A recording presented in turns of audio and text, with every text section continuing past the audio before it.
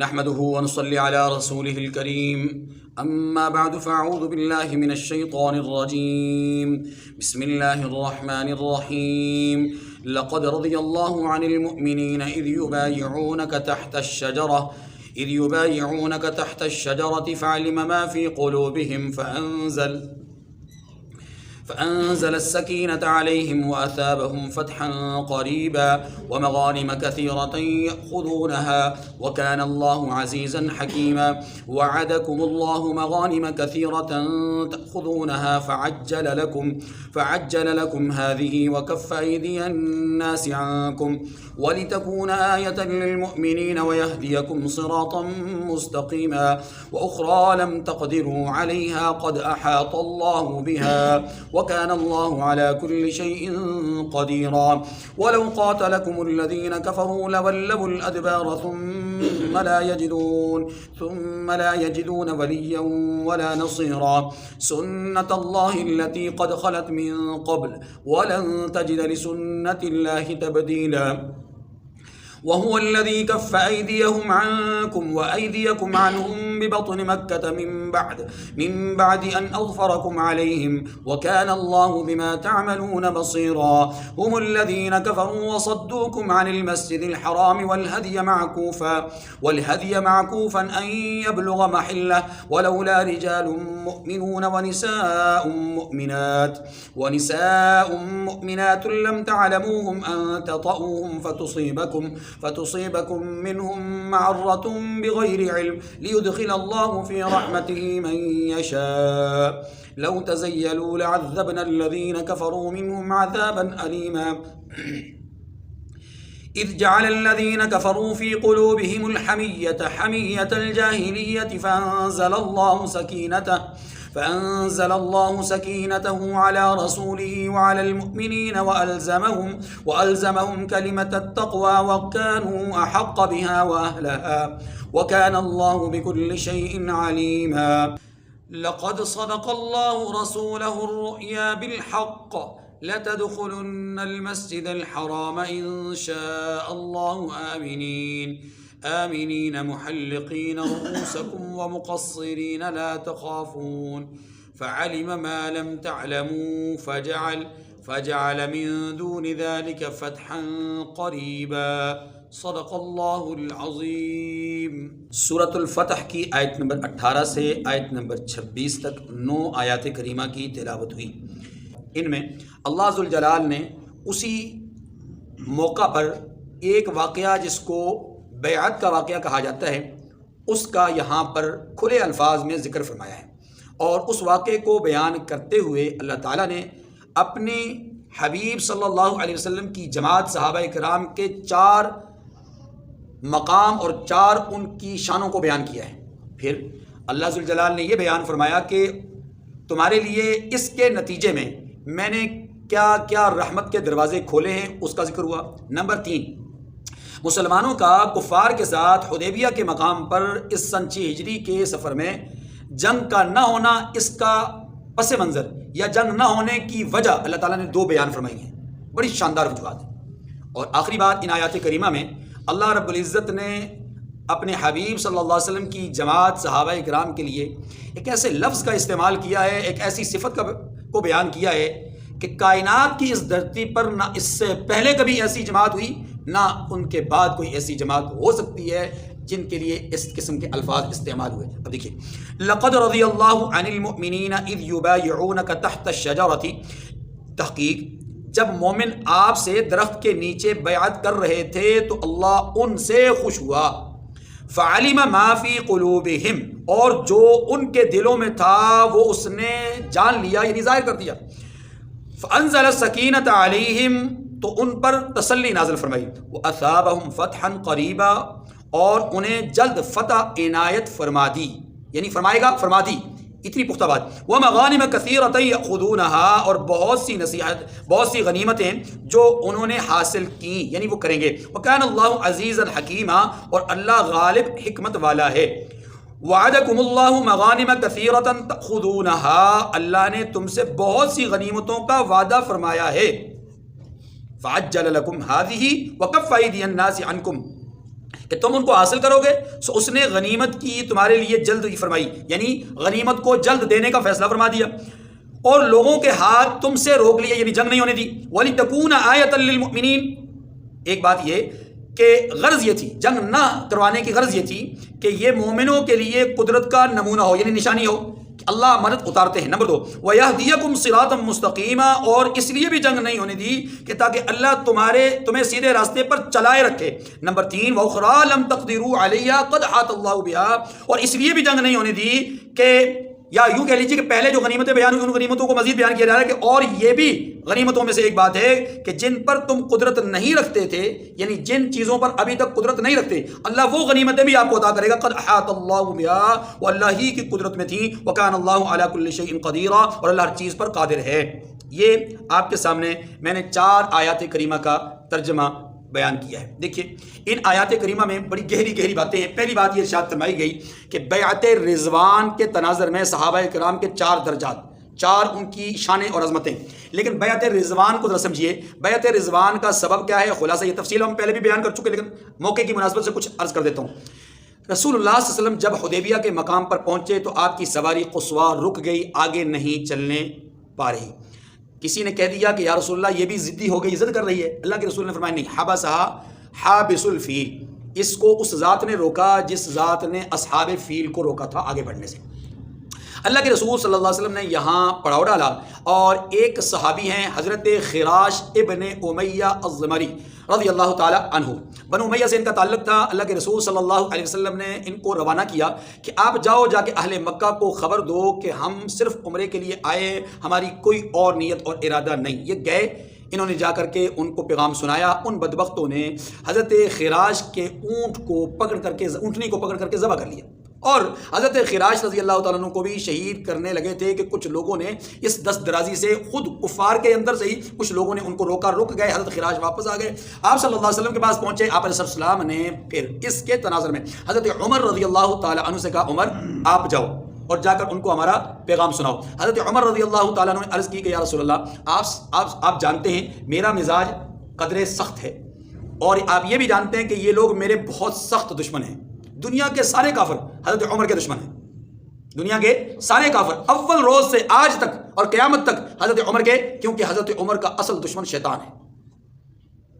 تو جو شیطان کے حامی ہیں وہ حضرت عمر کے دشمن۔ آپ رضی اللہ تعالیٰ نے عرض کر دی کہ اللہ کے رسول گزارش یہ ہے کہ میرا مزاج سخت ہے، وہ لوگ میرے بہت سخت دشمن ہیں، آپ کو پتہ ہے انہوں نے میری بات ماننی کوئی نہیں ہے، جلال میں آ جاؤں گا تو معاملہ لڑائی کی طرف چلا جائے گا۔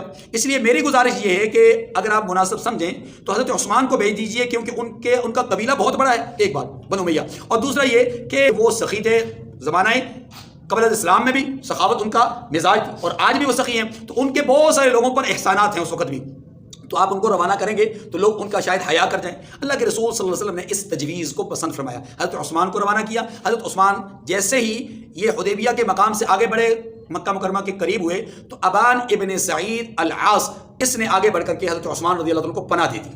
چنانچہ ابان کے اس پناہ دینے کے نتیجے میں یہ ان کو لے کر کے گئے مکہ میں، اور اہل مکہ سے کہا کہ ان کو میں نے پناہ دے دی ہے، اب ان پر کوئی دست درازی نہیں کرے گا۔ چنانچہ ان کی بات کو 1 2 3 4 مختلف سرداروں نے سنا، ہر ایک نے سنا ضرور لیکن انکار کر دیا، یعنی صحابہ کرام کی اس جماعت کو آنے سے انہوں نے روک دیا۔ حضرت عثمان رضی اللہ عنہ سے بعض لوگوں نے یہ کہا کہ اب تو آ گئے ہیں، آپ ایسا کیجئے طواف کر لیجئے، آپ کو اجازت ہے، لیکن باقی لوگوں کو اجازت ہے نہیں۔ تو آپ رضی اللہ عنہ نے فرمایا کہ یہ کیسے ممکن ہے کہ میرے آقا حضرت محمد صلی اللہ علیہ وسلم طواف نہ کریں اور میں خود اکیلے طواف کر کے چلا جاؤں، یہ ممکن نہیں۔ میں ان کا قاصد ہوں، میں ان کا سفیر ہوں، جو ان کے لیے فیصلہ ہوگا وہ میرے لیے بھی ہوگا، جو ان کے لیے آپ کی طرف سے رعایت یا سختی ہوگی وہ میرے لیے بھی ہوگی۔ چنانچہ آپ بغیر طواف کیے آپ تشریف لے، لیکن آپ کو واپس آتے ہوئے کچھ تاخیر ہو گئی، یعنی کچھ زیادہ وقت اور زیادہ عرصہ لگ گیا، تو پیچھے یہ خبر پھیل گئی آپ صلی اللہ علیہ وسلم کے ہاں کسی نے خبر اڑا دی کہ حضرت عثمان کو شہید کر دیا گیا۔ اب آپ صلی اللہ علیہ وسلم نے اپنا بایاں ہاتھ یوں کر کے آگے بڑھایا، اور یہ حدیبیہ کے مقام پر ایک درخت تھا، کیکر کا درخت تھا، بڑا مطلب کافی بڑا درخت تھا، اس کے نیچے آپ صلی اللہ علیہ وسلم تشریف فرما تھے، اور یوں کر کے آپ نے آگے ہاتھ بڑھایا اور لوگوں سے کہا کہ لوگوں مجھے خبر ملی ہے کہ میرے عثمان کو شہید کر دیا گیا ہے، تو جو لوگ میرے ہاتھ پر اس بات پر بیعت کریں گے کہ وہ جہاد کریں گے اور قصاص لیے بغیر یہاں سے نہیں جائیں گے، وہ آگے بڑھیں اور میرے ہاتھ پر بیعت کریں۔ آپ علیہ السلام نے ہاتھ یوں آگے بڑھایا، اور روایت میں آتا ہے کہ حضرت عمر رضی اللہ تعالیٰ عنہ آپ نے حضرت پاک صلی اللہ علیہ وسلم کا ہاتھ یوں کر کے تھاما ہوا ہے، اور اس وقت سے لے کر کے آخری وقت تک حضرت پاک صلی اللہ علیہ وسلم کا ہاتھ حضرت عمر نے تھاما ہوا تھا، کیونکہ آپ نے جب ہاتھ آگے بڑھایا 1400-1500 لوگ یوں کر کے ایسے بیعت لے رہے تھے تو کافی وقت لگ گیا، تو یہ ہاتھ آپ کا آگے بڑھا ہوا، اس پر لوگ بیعت کر رہے ہیں، اور پھر آخر میں اللہ کے رسول صلی اللہ علیہ وسلم نے اپنا دایاں ہاتھ یوں اٹھایا اور یوں اٹھا کر کے، آپ کے ہاتھ پر کسی کا ہاتھ تو تھا نہیں، ایسے اشارہ تھا، آپ صلی اللہ علیہ وسلم نے یوں کر کے اپنا ہاتھ اپنا دایاں ہاتھ بائیں ہاتھ کے اوپر ایسے رکھ کر کے ایسے مضبوطی سے اس کو پکڑا، اور پکڑنے سے پہلے فرمایا یہ عثمان کا ہاتھ ہے، یہ ان کی طرف سے بیعت ہے۔ اب آپ نے یوں کر کے مضبوطی سے پکڑا، اور پھر اللہ نے اس پورے منظر کو اتنا شاندار جانا اور اتنا بہترین اور اتنا احسن انداز میں اللہ رب العزت نے اس کو دیکھا کہ اللہ نے اس کی تعبیر یوں فرمائی کہ ید اللہ فوق ایدیہم، نیچے محبوب کا ہاتھ، اوپر بھی محبوب کا، لیکن وہ محبوب کا ہاتھ عثمان کا ہاتھ ہے، اور اوپر تیسرا ہاتھ کس کا؟ ید اللہ فوق ایدیہم، کہ اللہ نے ان سب کے اوپر اپنا ہاتھ رکھا ہے، گویا اللہ کی مدد اور نصرت ان سب کے شامل حال ہے۔ تو یہ ایک منظر ہے، اس جگہ پر اللہ کے رسول صلی اللہ علیہ وسلم لوگوں سے بیعت لی ہے کہ جہاد پر اور قصاص عثمان پر بیعت کرو۔ بیعت ہو گئی، جب بیعت مکمل ہو گئی تو کچھ وقفے کے بعد پتہ چلا کہ حضرت عثمان رضی اللہ عنہ شہید نہیں ہوئے، وہ تو واپس آ گئے۔ اب کفار کی طرف سے کچھ لوگ مذاکرات کے لیے آئے، پہلے ایک فرد آیا عبداللہ ابن عروہ ابن مسعود، اور اسی طریقے سے دوسرے اور تیسرے 4-5 لوگ آئے مختلف ٹولیوں میں، لیکن کسی کے ساتھ مذاکرات کی بات نتیجہ خیز ثابت نہیں ہونے جا رہی تھی۔ آخر میں سہیل بن عمر ایک شخص ہے، یہ آیا، اور یہ عرب کا یا قریش کا خطیب کہلاتا تھا، بڑا ہی منظم انداز میں گفتگو کرنے والا فرد تھا، اور اس کی خطابت جو ہے وہ عرب کے اندر مشہور تھی۔ یہ شخص جو ہے وہ مختلف مواقع پر قریش کی طرف سے بطور نمائندہ بن کے، نمائندہ کے طور پر جو ہے وہ آپ علیہ السلام کے سامنے یا مختلف قبائل کے سامنے بات چیت کرنے کے لیے جاتا رہا ہے۔ اس موقع پر بھی یہ آیا اور اس نے آ کر کے رسول اللہ صلی اللہ علیہ وسلم سے ساری گفتگو کی، اور گفتگو نتیجہ خیز ثابت ہوئی اس لحاظ سے کہ کچھ شرائط تھی، ان شرائط پر دونوں طرف بات ہوگی۔ اب یہ بات جب مکمل ہوئی، اس بات کے اندر جو شرائط تھی پہلے تفصیلاً عرض کر چکا، اس میں ابتدائی طور پہ تھوڑی سی سہیل بن عمر کی طرف سے ضد، ہٹ درمی اور جاہلیت کی بات سامنے آئی، چونکہ آیات میں یہ ساری بات آ رہی ہے اس لیے میں اشارہ بھی کرتا جا رہا ہوں۔ سہیل نے حضور علیہ السلام کی طرف سے یہ ارشاد سنا کہ اے علی لکھو بسم اللہ الرحمن الرحیم، سہیل فوراً بول پڑا کہ اے محمد ہم نہیں جانتے کہ رحمان اور رحیم کون ہے، وہ جملہ لکھو جو دونوں کے درمیان مطلب متفقہ ہے۔ آپ علیہ السلام نے فرمایا کہ اے علی لکھو بسمک اللہم، اس پر یہ بھی متفق ہے، لکھ لیا۔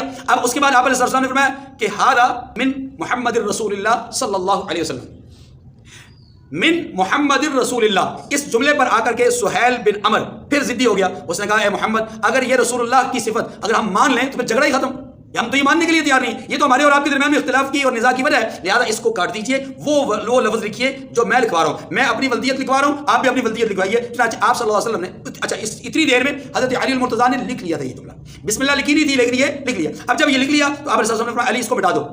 حضرت علی رضی اللہ عنہ نے عرض کی کہ یا رسول اللہ میں نہیں مٹا سکتا۔ یہاں میں آپ کو ایک نقطے کی طرف لے جانا چاہتا ہوں، حضرت علی المرتضیٰ کا یہ جملہ کہ میں اس سے نہیں مٹا سکتا، یہ حدیث کی کتابوں میں صراحت کے ساتھ موجود ہے۔ اب اس کو کوئی آدمی کوئی بدبخت یوں کہے کہ حضرت علی نے حضور کی بات نہیں مانی، یہ اس بدبختی اپنی بدبختی ہے، حضرت علی المرتضیٰ کی طرف سے نافرمانی نہیں ہے۔ یاد رکھیے حضرت علی المرتضیٰ رضی اللہ عنہ کا یہ فیصلہ یا یہ بات کہ میں اس کام کو نہیں کر سکتا، یہ ان کی طرف سے محبت رسول اور عشق رسول میں کی گئی بات ہے بعین ہی۔ اس سے پہلے حضرت عمر رضی اللہ تعالیٰ عنہ کی جو بات تھی کہ یا رسول اللہ آپ جانتے ہیں مزاج کے اعتبار سے سخت ہوں، آپ جانتے ہیں کہ لوگ میرے دشمن ہیں، نتیجہ کیا ہوگا، میں جب وہاں جاؤں گا تو لا محالہ ہماری جنگ شروع ہو جائے گی، اور مقصود تو جنگ ہے نہیں، آپ بھی جنگ نہیں چاہتے، تو میری وجہ سے اگر جنگ چھڑ جائے تو مسلمانوں کو نقصان ہوگا، اس لیے آپ صلی اللہ علیہ وسلم کے سامنے انہوں نے دستبردار کی کہ اے اللہ کے رسول مجھے نہیں، آپ عثمان بن عفان کو بھیجیں۔ یہاں کچھ بدقماش لوگ یہ کہتے ہیں کہ دیکھیے جی حضرت عمر کو بھیجنا چاہ رہے تھے، حضرت عمر ڈر کی وجہ سے نہیں گئے۔ یاد رکھیے اس موقع پر انہوں نے اپنی ذات کا معاملہ نہیں رہا، اس موقع پر انہوں نے مسلمانوں کے اجتماعی معاملے کو دیکھا کہ یہاں اجتماعی طور پر مسلمانوں کو نقصان ہوگا میری وجہ سے، اس لیے انہوں نے عرض کی کہ یا رسول اللہ آپ میرے بجائے حضرت عثمان کو بھیج دیجیے، ان کی بات لوگ سنیں گے، عمل کر لیں تو ٹھیک، نہ عمل کر سکے تو کم از کم تحمل سے سنیں گے تو صحیح۔ چنانچہ آپ صلی اللہ علیہ وسلم کے اس فیصلے کے بعد کہ اے علی آپ اس کو مٹا دیجئے، حضرت علی نے کیا کہا کہ میں یہ کام نہیں کر سکوں گا، تو آپ صلی اللہ علیہ وسلم نے نہیں فرمایا کہ آپ اے علی میری مخالفت کیوں کر رہے ہیں، آپ میرا حکم کیوں نہیں مان رہے، آپ نے فرمایا اچھا مجھے بتاؤ کہاں لکھا ہوا ہے، میں اسے خود مٹاتا ہوں اور اپنی اسی کی جگہ پر محمد ابن عبداللہ لکھتا ہوں۔ آپ علیہ السلام کا روایات سے پتہ چلتا ہے آپ نے خود ہی مٹایا، اور مٹا کر کے آپ نے پہلی اور آخری دفعہ، نہ اس سے پہلے کبھی لکھا نہ اس کے بعد کبھی لکھا، آپ نے خود ہی محمد ابن عبداللہ لکھا۔ جب آپ صلی اللہ علیہ وسلم کے سامنے یہ سارے معاہدات ہو چکے، کفار چلے گئے، مسلمانوں نے اپنی واپسی کا ارادہ کیا۔ اب ذرا سمجھیے کفار کی ضد بازی آپ کے سامنے آ گئی، اسی طریقے سے مسلمانوں کے جو جذبات ہیں ان کو یوں سمجھ لیجئے کہ ان کی رعایت کیے بغیر بظاہر ان کی جذبات کے مخالفت ان کے جذبات کے مخالف فیصلے ہوئے اور ان کے جذبات کے برعکس فیصلے ہوئے، اور ان تمام تر فیصلوں کو اور کفار کی اس ضد بازی کو صحابہ کرام اپنی آنکھوں سے دیکھ رہے ہیں، سارے مناظر ان کے سامنے ہیں۔ اب اللہ رب العزت فرماتے ہیں کہ میں نے اپنے نبی کی جماعت کو اس حالت میں جب دیکھا نا کہ وہ اطاعت اور فرمان برداری کے اونچے ممبروں پر سوار تھے، میں نے جب دیکھا کہ نہ چاہتے ہوئے بھی سارے فیصلوں کو قبول کر لیا، میں نے جب دیکھا کہ کفار کی ضد کے باوجود بھی انہوں نے تلواریں نیام سے باہر نہیں نکالی، میں نے جب دیکھا کہ انہوں نے اپنے جذبات کے خلاف فیصلوں کے باوجود اپنے جذبات پہ کنٹرول کیا، تو پھر اللہ فرماتے ہیں لقد رضی اللہ، ان کا کام معمولی نہیں ہے، تقوی، طہارت، پاکیزگی اور اللہ کے رسول کی اطاعت، فرمانبرداری، محبت اور عشق میں اپنے سارے جذبات کو قربان کر کے رسول اللہ کے فیصلے کو منوعاً تسلیم کیا۔ اللہ فرماتے ہیں جب انہوں نے تسلیم کر لیا نا تو میں نے بھی ان کا مقام یہ بیان کر دیا، لقد رضی اللہ۔ اب یہ سمجھے، لام قد اور پھر رضیہ ماضی کا لفظ ہے۔ اہل علم جانتے ہیں کہ جب کسی بات کو تاکیداً بیان کرنا مقصود ہوتا ہے تو اس میں تاکید کے کلمات یا تاکید کے الفاظ لائے جاتے ہیں۔ یہ جو حروف کے درمیان، حروف سے پہلے لام کا لفظ ہوتا ہے، یہ لام کا حرف یہ بھی تاکید کے لیے ہوتا ہے، اور قد ایک ایسا لفظ ہے جو خود تاکید کے لیے ہے، اور ماضی پر جب قد کا لفظ آ جائے تو وہ اس میں مزید پختگی، مزید تاکید پیدا ہو جاتی ہے۔ اب یوں کہہ لیجئے لقد رضی اللہ، اللہ پاک نے 3 طرح کی تاکیدوں کے ساتھ یہ بیان فرمائی ہے۔ تحقیق، البتہ تحقیق، اللہ راضی ہو گیا، اللہ راضی، اور یہ بات ذہن نشین کر لیجئے کہ جس سے اللہ راضی ہو جائے اللہ پھر اس سے ناراض، جس سے اللہ راضی ہو جائے اس سے پھر ناراض، اور اللہ نے رضی اللہ کہہ دیا، اللہ راضی ہو گیا، یعنی اب بھی اور آئندہ بھی اللہ رب العزت کی رضا کا فیصلہ ان کے لیے۔ یہ کتنے ہیں؟ 1400 سے لے کر کے 1500 تک، یہ وہ لوگ ہیں۔ 1.5 لاکھ کو چھوڑیے، ہم بات ان کی کرتے ہیں۔ ان کو اللہ نے فرمایا کہ میں ان سے البتہ راضی ہو گیا۔ جب اللہ نے یہ ٹائٹل ان کو دے دیا تو اسی میں ابو بکر بھی ہیں، اسی میں عمر بھی ہیں، اسی میں عثمان بھی ہیں، اسی میں علی بھی ہیں، اسی میں طلحہ بھی ہیں، اسی میں زبیر بھی ہیں، اسی میں سعید بن عاص بھی ہیں، اسی میں دیگر صحابہ کرام ہیں۔ یہ 1400 سے 1500 صحابہ کرام وہ ہیں جو گارنٹڈ کیا ہیں؟ اللہ کی طرف سے رضا کا مستحق بن گئے۔ اب ان کی رضا میں تو کوئی شک نہیں ہے، ان کے لیے اللہ کی طرف سے رضا کے فیصلے میں کوئی شک، گویا یہ پکے ٹھکے جنتی بن گئے اور جہنم ان پر حرام ہوگی۔ پہلی بات۔ دوسری بات، اللہ نے دوسرا اعزاز کیا دیا؟ دوسرا اعزاز یہ دیا کہ لقد رضی اللہ کے بعد کیا کہا؟ عن المؤمنین، یہ سارے کے سارے پکے مومن ہیں، یہ سارے کے سارے ایمان کا سرٹیفکیٹ بھی دے دیا۔ گویا اب یہ بتایا ہے کہ جس پر اللہ نے گواہی دے دی کہ ان کے ایمان کو میں بتا رہا ہوں کہ ان کا ایمان پختہ ہے۔ اب اگر کوئی آدمی ان سے اللہ کی ناراضگی کا ذکر کرے یا یوں کہے کہ یہ وہ لوگ ہیں کہ نعوذ باللہ جو حضور کے دنیا سے جانے کے بعد گمراہ ہو گئے تھے، مرتد ہو گئے تھے، نعوذ باللہ دین سے پھر گئے تھے، تو اس نے گویا قرآن کے اس جملے کا انکار کیا، کیونکہ جو اللہ خبر دے رہے ہیں اللہ کی خبر جھوٹی نہیں ہو سکتی۔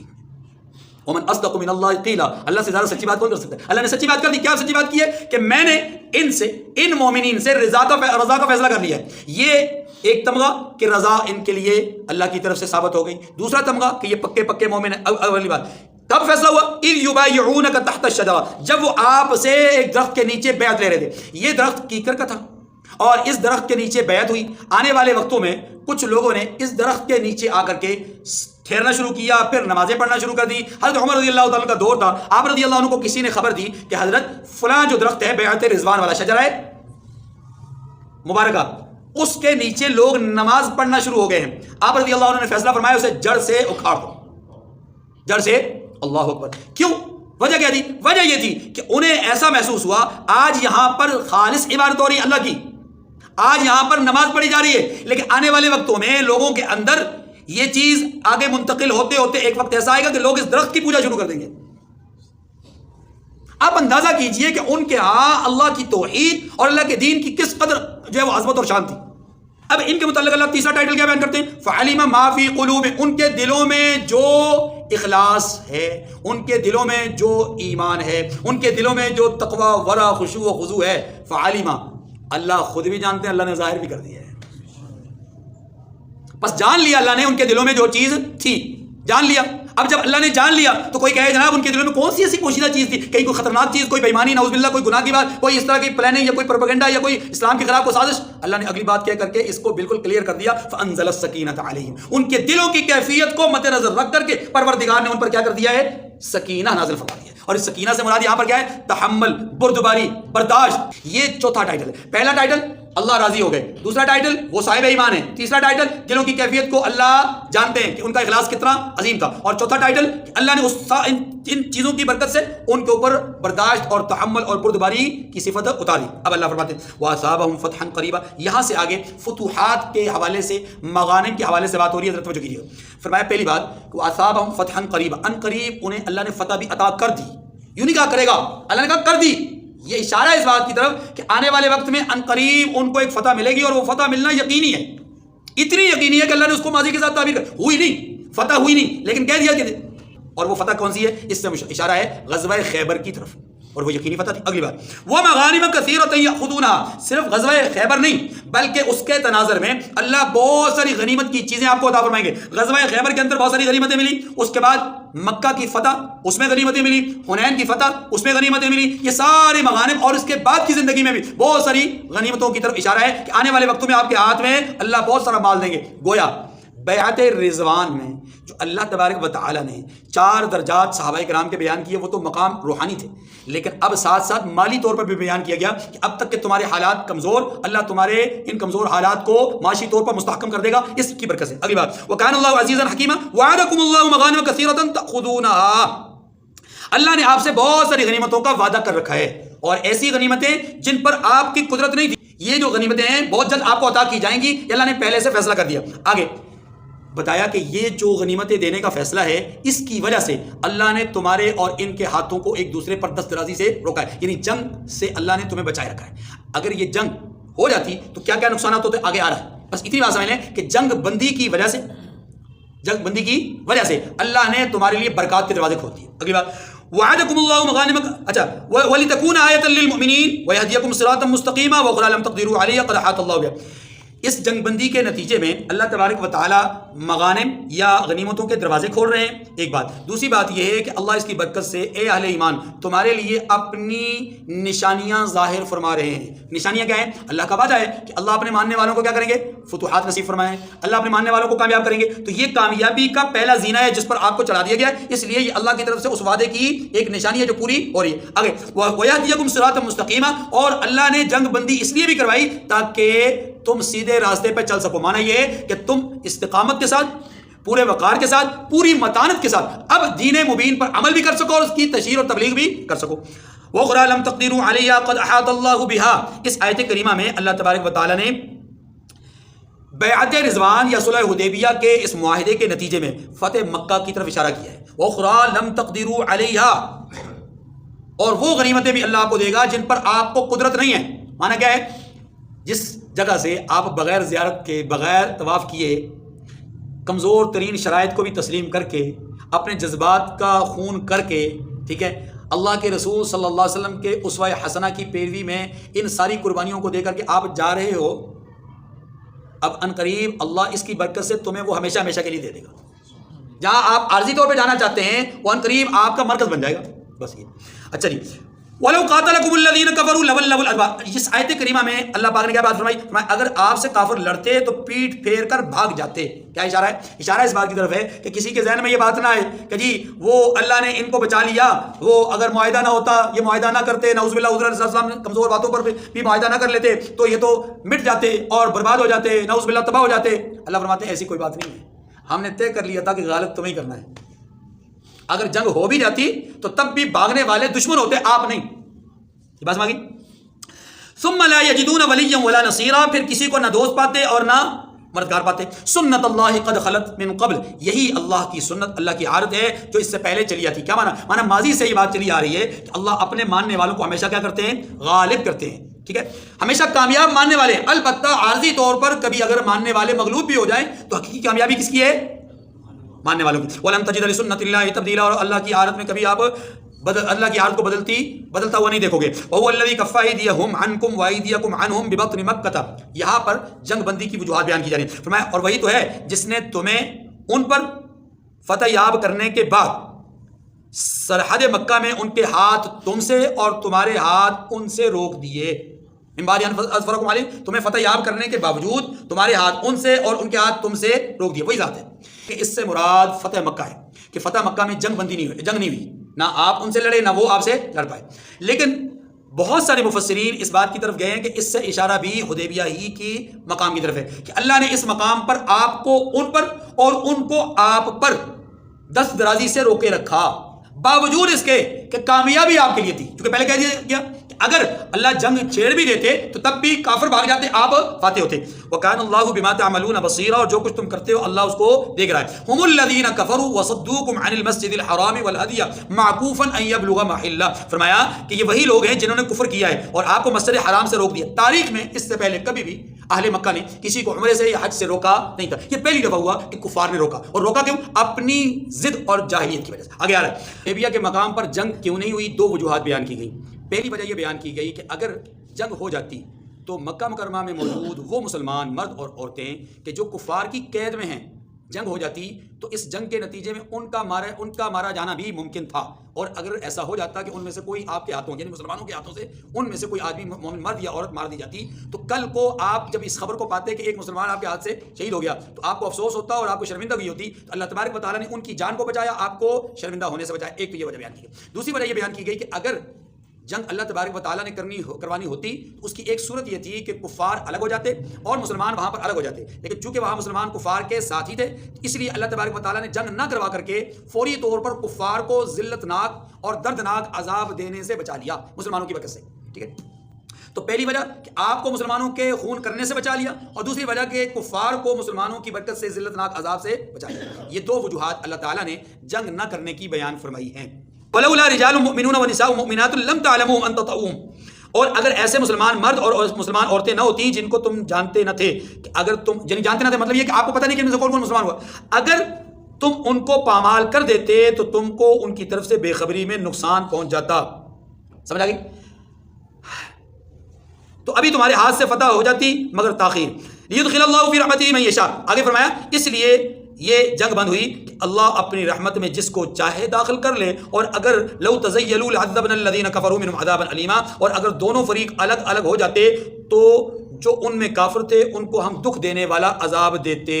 آیت نمبر 26 میں اللہ ذوالجلال نے اہل ایمان یعنی صحابہ کرام کی ایک ایسی صفت کو بیان کیا ہے کہ اللہ اکبر، اگر اس کی گہرائی میں بندہ جائے ان کو سلام عقیدت پیش کرنے کے ہمارے پاس اور الفاظ ہی نہیں ان کی مدد سرائی کے لیے، بس ہم ان کو سلیوٹ کر سکتے ہیں کہ کتنا عجیب جملہ اللہ ذوالجلال نے ان کی شان میں بیان فرمایا۔ دیکھیے، اذ جعل الذین کفروا فی قلوبہم الحمیۃ حمیۃ الجاہلیۃ، جب کافروں نے اپنے دلوں میں ضد کی اور ضد بھی جاہلیت کی تو اللہ نے اپنے پیغمبر اور مومنوں پر اپنی طرف سے تسکین نازل فرمائی۔ وَأَلْزَمَهُمْ كَلِمَةَ التَّقْوَىٰ وَكَانُوا أَحَقَّ بِهَا وَأَهْلَهَا، اور ان کو پرہیزگاری کی بات پر قائم رکھا اور وہ اسی کے مستحق اور اہل تھے۔ اب غور کیجیے، یہاں تین باتیں سمجھنے والی ہیں۔ پہلی بات، اللہ پاک فرماتے ہیں کہ کفار نے جاہلیت والی ضد کی۔ جاہلیت والی ضد کیا ہے؟ عرض کیا کہ مکہ مکرمہ سے، بیت اللہ کے طواف سے، خانہ کعبہ کے گرد گھومنے سے کبھی بھی کسی بھی وقت کسی بھی طبقے نے آنے والوں کو روکا نہیں۔ یہ پہلا موقع تھا کہ مشرکین مکہ نے ان تمام پرانی جو ان کی تہذیب اور کلچر تھا یا ان کا جو پرانا رسم و رواج تھا اس کے برعکس، اس سوچ کے برعکس جو ان کے آباء و اجداد کیا کرتے تھے، اس عمل کے برعکس جو ان کے آباء و اجداد کرتے رہے، وہ تو حجاج کا اور عمرہ کرنے والوں کا اکرام کیا کرتے تھے، ان کو کھانا کھلایا کرتے تھے، ان کو پانی پلایا کرتے تھے، ان کو کپڑے دیا کرتے تھے، ان کو پروٹوکول دیا کرتے تھے۔ ان بدبختوں نے عمرہ کے لیے آنے والوں کو روکا، نہ صرف یہ کہ انسانوں کو روکا بلکہ قربانی کے وہ جانور جو یہ اپنے ساتھ لائے ان کو بھی روکا، ان کو بھی آگے نہیں بڑھنے دیا۔ بعض مفسرین نے لکھا ہے کہ وہ قربانی کے جانور حدیبیہ کی مقام سے ذرا آگے تنعیم کی طرف تھوڑی سی چراگاہ تھی، تھوڑا سا سبزہ اس کی طرف بڑھے تو ان بدبختوں نے ان کو بھی روکا کہ کہیں یہ حدود حرم کے اندر میقات سے داخل ہو کر کے یہ کہیں کوئی چراگاہ میں سے کوئی سبزہ نہ چگ لے۔ اس قدر انہوں نے ضد بازی کا مظاہرہ کیا، اور یہ صرف جاہلانہ ضد تھی۔ اور جاہلانہ ضد اس کو کیوں کہا؟ اس لیے کہ جاہلیت کے زمانے میں لوگ پانی کے گھاٹ پر صرف اس لیے جنگ کر لیتے تھے کہ اس نے اپنے جانور کو میرے جانور سے پہلے پانی کو پلا دیا۔ اس ضد کی بنیاد پر، اس ہردرمی اور اناد کی بنیاد پر جنگ ہوتی تھی، اور یہ جنگ دو لڑنے والے ہی نہیں لڑتے تھے بلکہ ان دو کی وجہ سے دو قبائل لڑ پڑتے تھے۔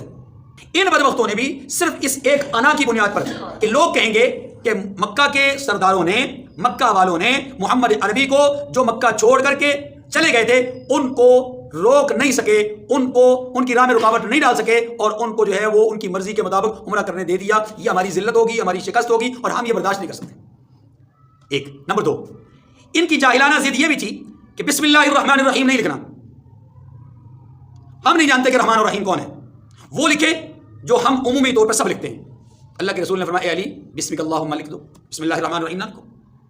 جاہلانہ ضد میں سے ایک ضد یہ بھی تھی کہ جب اللہ کے رسول نے محمد رسول اللہ لکھوایا تو انہوں نے اس بات پر بھی ضد کی کہ یہ محمد رسول اللہ نہیں مانتے, محمد ابن عبداللہ لکھوائیے.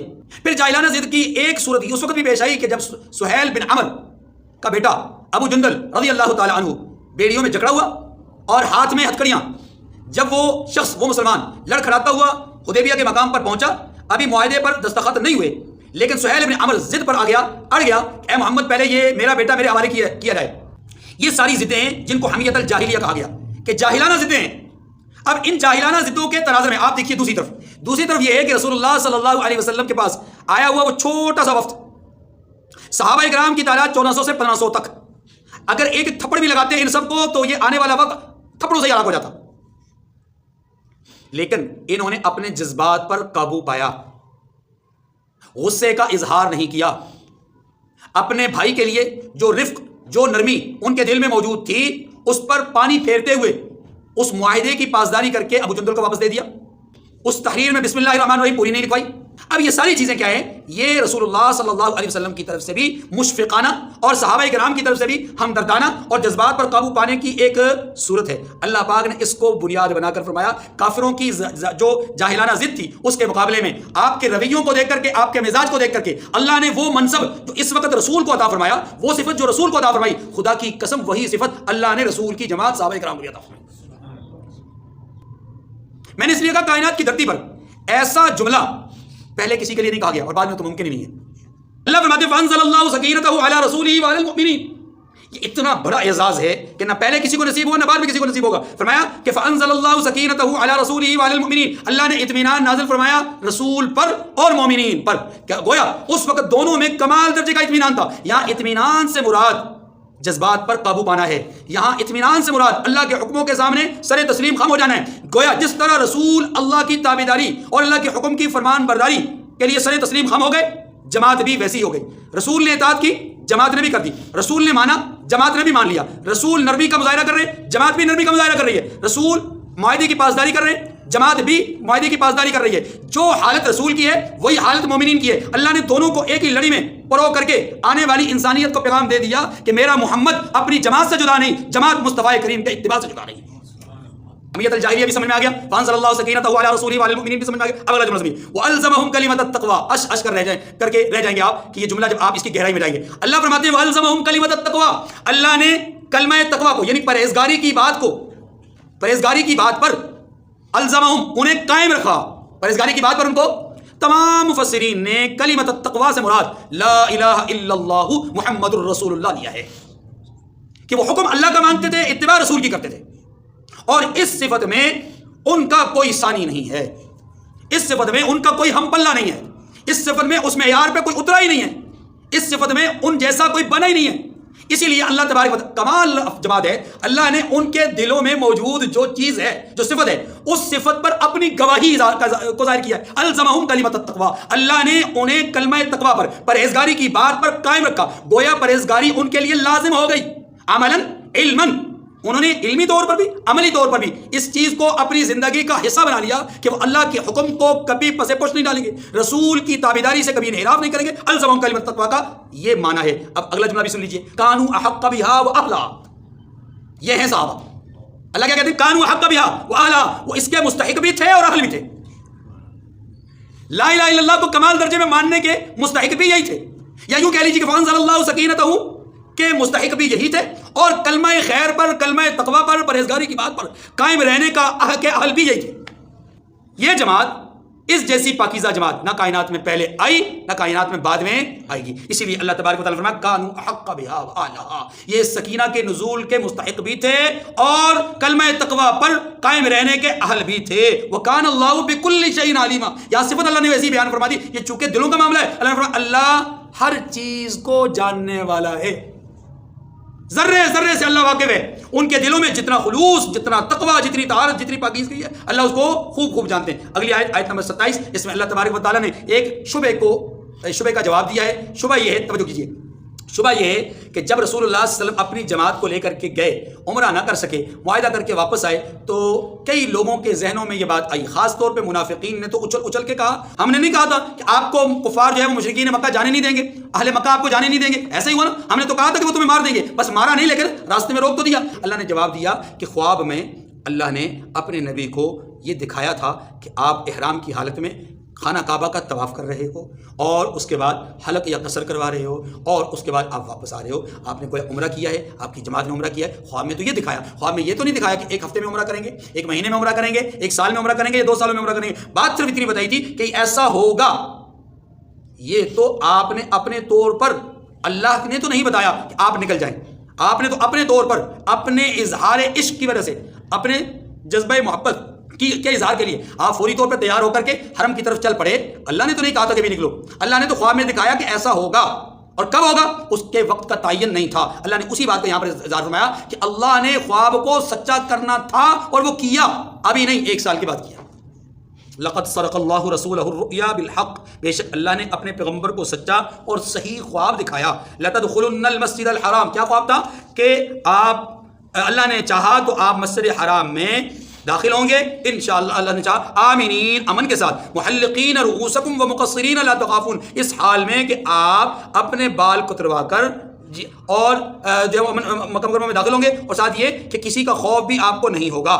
یعنی مطلب یہ ہے کہ آپ حرم میں داخل ہوں گے، آپ حرم میں داخل ہونے کے بعد طواف کریں گے، اشارہ طواف کریں گے، طواف کے بعد عمرہ مکمل ہونے کا جو آخری عمل ہوتا ہے وہ کیا ہوتا ہے؟ قصر یا حلق کروانا، یہ سب کچھ آپ کروائیں گے۔ لا تخافون، آپ پر خوف بھی کوئی نہیں ہوگا۔ یہ تھا خواب، یہ تھا خواب۔ اب اس خواب کو اللہ نے پورا کیا، اسی کا اظہار فرمایا کہ فعلم ما لم تعلموا فجعل من دون ذلك فتحا قریبا، جب بات تم نہیں جانتے تھے اس کو معلوم تھی۔ کیا معنی یہ کہ اللہ کو معلوم تھا کہ اللہ نے کب اس خواب کو پورا کرنا ہے، آپ کو معلوم نہیں تھا، آپ کو معلوم نہ ہونے کی وجہ سے آپ جلدی نکل پڑے، ورنہ اللہ کے تو علم میں تھا کہ 1 سال کے بعد خواب پورا ہوگا۔ اللہ نے اسی کا اظہار فرمایا فعلم ما لم تعلموا، بس اللہ جانتے تھے اس چیز کو جس کو تم نہیں جانتے تھے، یا یوں کہہ لیجیے فعلم ما لم تعلموا کا یہ مطلب بھی ہو سکتا ہے کہ جس بات کو تم جانتے نہیں تھے اللہ نے اس بات کو ظاہر کیا 1 سال کے بعد۔ فجعل من دون ذلك فتحا قریبا، اس نے اس سے پہلے ہی جلد فتح کرا دی، یعنی عمرۃ القضاء سے پہلے، یعنی حدیبیہ کے مقام سے واپس آنے کے بعد اللہ نے فتح کی خوشخبری سنائی کہ آپ کو عنقریب فتح مل جائے گی۔ اب وہ خواب ابھی پورا ہوا نہیں، اس سے پہلے ہی اللہ نے فتح قریب بھی نصیب فرما دی، یعنی غزوہ خیبر میں فتح بھی اللہ نے نصیب فرما دی۔ خواب بھی پورا ہو گیا بعد میں، لیکن اس سے پہلے فتح بھی، آپ خوشحال بھی ہو گئے۔ اللہ تعالیٰ نے اس حدیبیہ کے معاہدے کی برکت سے خیبر کی فتح نصیب فرمائی اور آنے والے سال خواب کو بھی سچا کر دکھایا۔ یہی بات یہاں سمجھائی گئی کہ جس بات کو تم تعبیر کے اعتبار سے جانتے نہیں تھے، اس کے وقت کا تعین تمہارے پاس نہیں تھا، لیکن اللہ کے پاس اس کا تعین تھا، تو اللہ نے اس کو ظاہر کر دیا، گو کہ تمہیں اس کی ٹھیک طرح سے ادراک اور احساس نہ ہو سکا اس وقت، لیکن اللہ نے بعد میں اس کو ظاہر کر دیا۔ اللہ تعالیٰ مجھے اور آپ کو سمجھنے کی توفیق نصیب فرمائے۔ وآخر دعوانا ان الحمد للہ رب العالمین۔